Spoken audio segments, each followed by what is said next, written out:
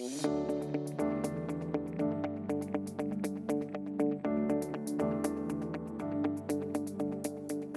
good morning, everyone. My name is Chris-Beth, Cowie, the host of BizGrams and the founder of EmpoweredFX. We get the privilege of connecting with dynamic entrepreneurs to learn about their stories and their journeys and what they have done to get here, and learn about the impact that they're making in the community and beyond.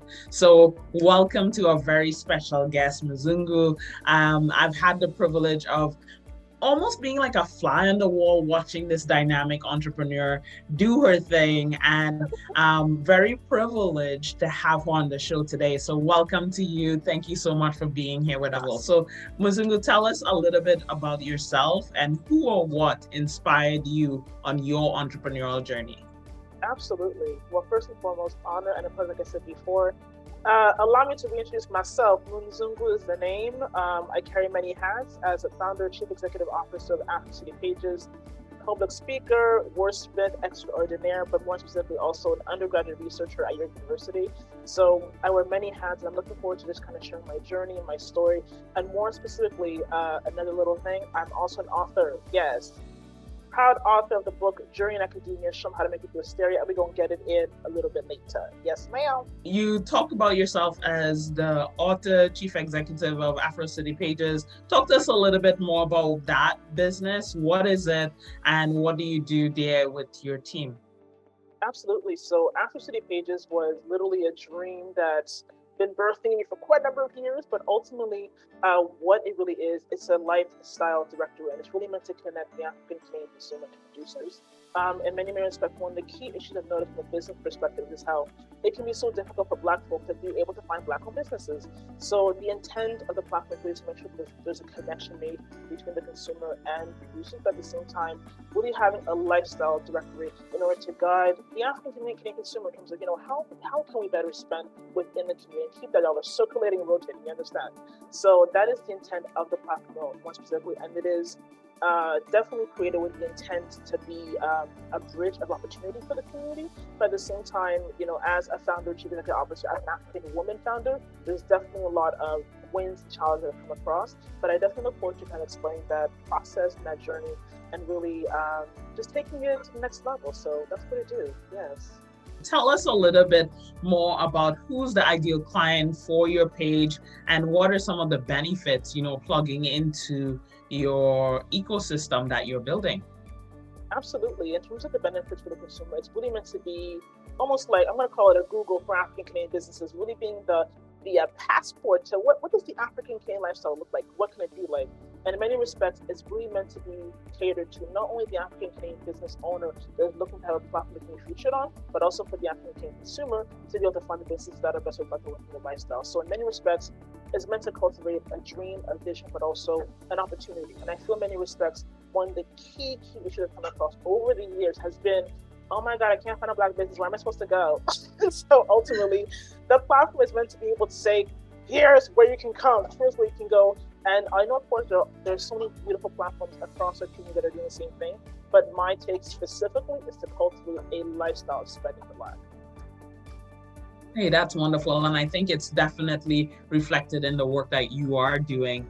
I had a chance, to read a little bit about your bio, and you come with a plethora of experiences to enhance that. So talk to us about, your journey as an individual. I know we're going to talk a little bit more about your book, but this academic richness that have also played through the multidisciplinary type of pathways that you've engaged over the years. So how has all of those culminating experiences helped you on your entrepreneurial journey? Absolutely. I think what I can say is, from the academic journey perspective, it's really, I'm going to say, enriched my perspective.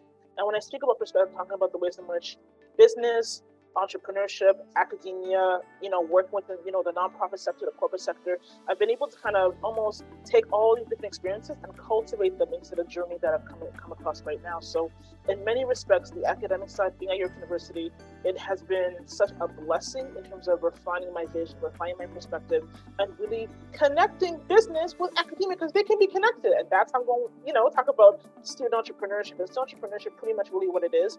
You're a student in academia, but you can also be an entrepreneur. How do you leverage the ecosystem within academia in order to make sure that you can build a foundation, build a business, and really leverage those resources? So in many respects, I'm coming from the corporate side, the nonprofit side, the academic side, but I'm also coming from an academic perspective of understanding my journey, understanding what is the path that I want to craft for myself, but also for other African influencers that are navigating similar journeys, I could say. So, yeah. Talk to us a little bit more about your entrepreneurial journey. What have been some of the challenges that you've experienced and the lessons that you've learned or continue to learn as you're navigating?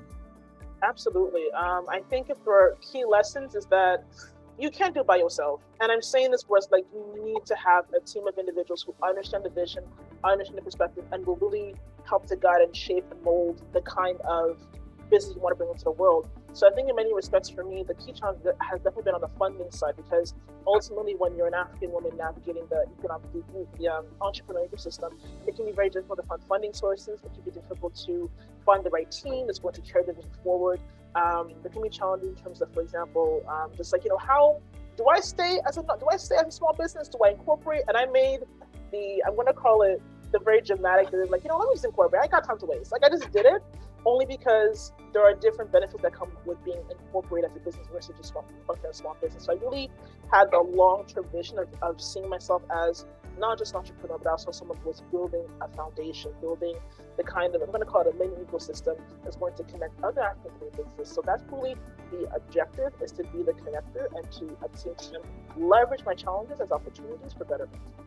Do you have any key tips or advice that you'll give to someone who's considering starting? And let's talk specifically to the students who are going through academia, sitting on a vision, and they're like, what message do you have for them? So I think what I'll say is this. Number one, just start. I don't care what it is. I don't care what you do, just start. And I say this one because we sit on $1 million ideas that we don't even touch. And I'm speaking from a place because I've done it myself, and it's to a point where you're sitting on the idea. Just start the process, number one. Number two, what I'll say, get your team. When I mean get your team, I don't care if it's mama, pop up, pookie around the way, get your team together and just get it done. Number three, leverage existing resources within the community, whether it be through Empowered 4X. Whether it be through Empowered 4X, whether it be through government resources, leverage existing resources. There are plenty, especially for students who are between 16, I'm going to say between 16, 30 years old. Under 29. Okay then. Okay, sorry, there we go, under 29.